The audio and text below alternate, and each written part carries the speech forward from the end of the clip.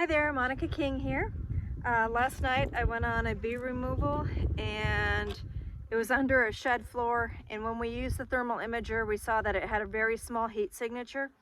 And so the homeowner, he put on one of my bee suits and he assisted me. He lifted the shed up enough so that I could get underneath a little bit safely. We blocked it and everything. But so what I have it in right now, I just kind of dropped the combs gently into a 4-frame nuke box. And what I have on it is a spinning entrance. And right now I have it on the just air ventilation. And what I'm going to do is spin it to queen excluder so that the queen stays in. But what I have to do is set them up so that they get a reason to stay. We have to hold these bees down. These are Africanized hybrids. They are quite feral.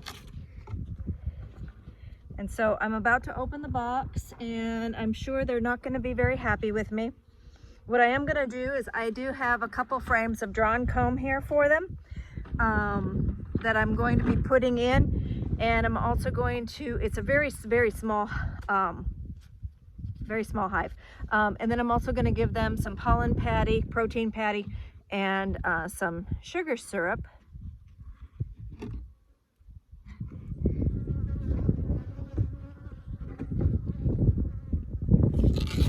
And so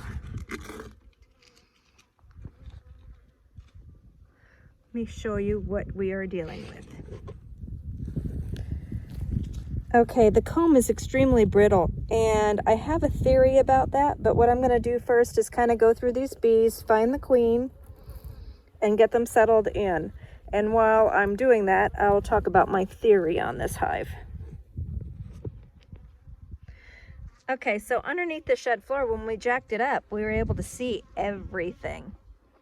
And when we did that, we realized that this was only one hive out of 4 that were there at one time in the past. Like there was 3 other abandoned hives underneath that same shed floor, and this one had bees.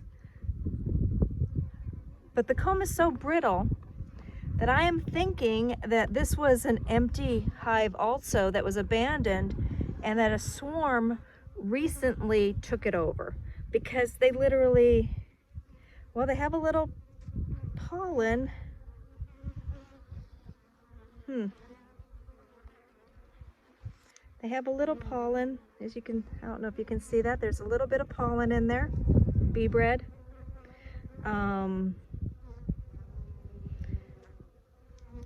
The really small bees, kind of malnourished looking bees. There is just a little bit of nectar. There's a little bit of shiny nectar in there. I am not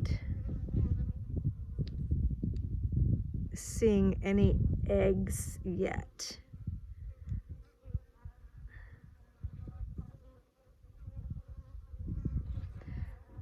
So let's see if I can find, let me see if I can find a queen.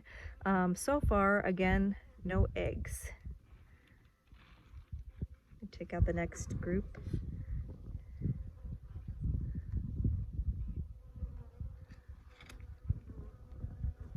Again, a little pollen, little shiny nectar source inside there.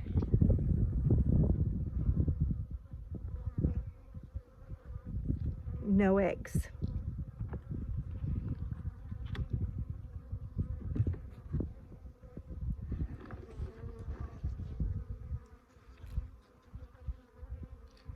Extremely dry comb, just brittle.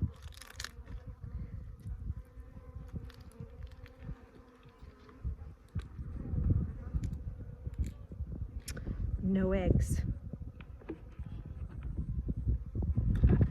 Here's some that doesn't even have bees on it. Put that on the side.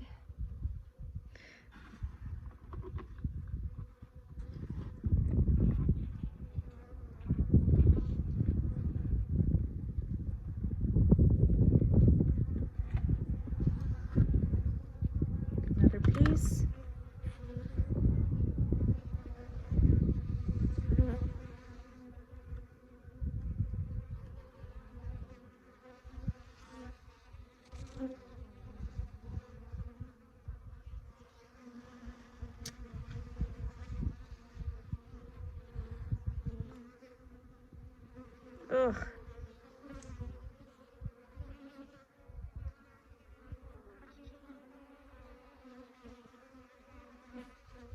I'm not. Shoot. Uh-oh. Okay, hold on. I think I see something important.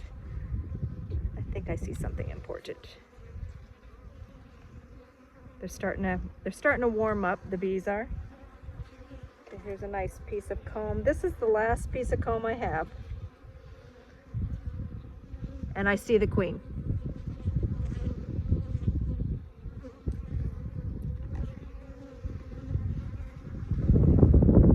Can you see her? Kind of, gotta pick her up here.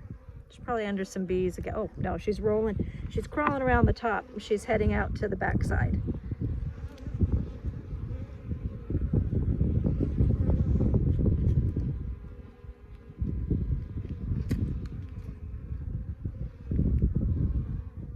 There is some sealed brood. Give me 1 second here. I'm gonna put her again. She is right there. So she's home.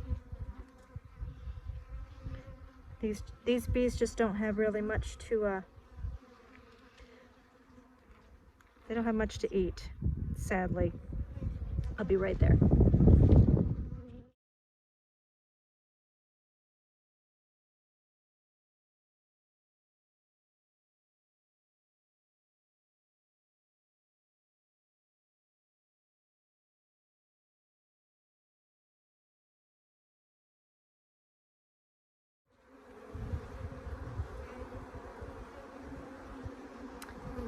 Okay.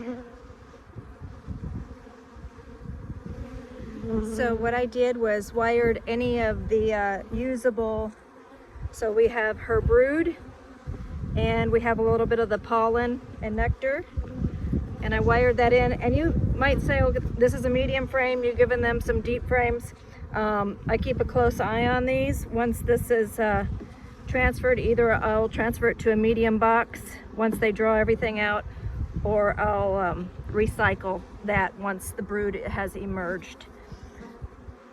But I like giving them something, like I said, they have to have a reason to stay. If you don't give them that reason, then sometimes the bees try to leave and all the work was for nothing.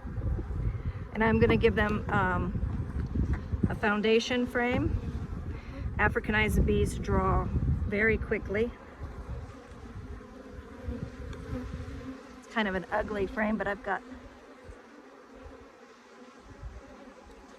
going here. They'll clean it up. I just gotta take a little bit of, it's not sitting very good because the bottom bar had some wax buildup on it.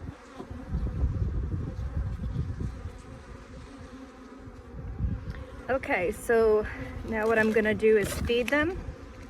I've got a little bit of a protein patty.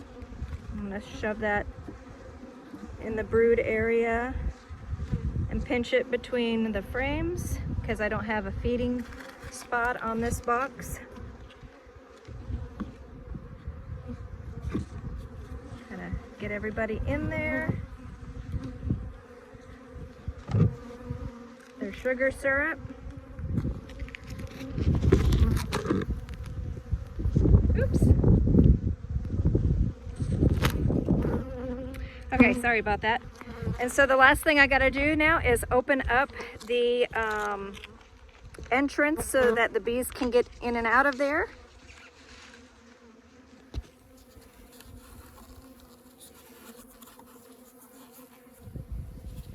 Okay, I've turned it to the queen excluder, but I'm not doing the entire opening because it is an extremely small hive and I don't want any robbing to start. I just want them to have a very small entrance to defend. And so we've got that set. and they're already sniffing around at the sugar syrup, and now I just got to put a couple bricks on top so that the lid doesn't move. Okay, I cleaned up all the comb that we couldn't utilize for them. So as you can tell, that's a 4-frame box. My 5-framer is down there. But once they settle in, my 5-frame nuke boxes don't have the queen excluders on them, so I like to wait until they're completely settled in. And the bees are starting to figure out where the entrance is already. We do have some sniffing around. A few of these bees don't belong here. And they're already starting to clean. She's cleaning something out. She's trying to get it out. She's already, yeah, she's like, let's clean the house. We got to settle in. So yeah, she's taking things out.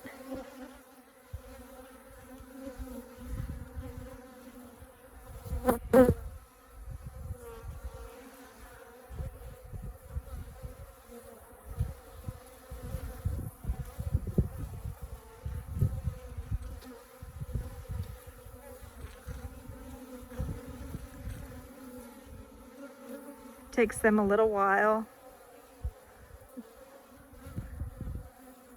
They have to get acclimated to where they're at. They got to, you know, readjust. They're a long ways from what they used to call home.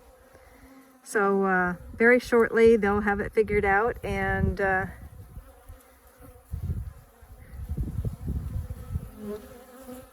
we'll check on them again soon.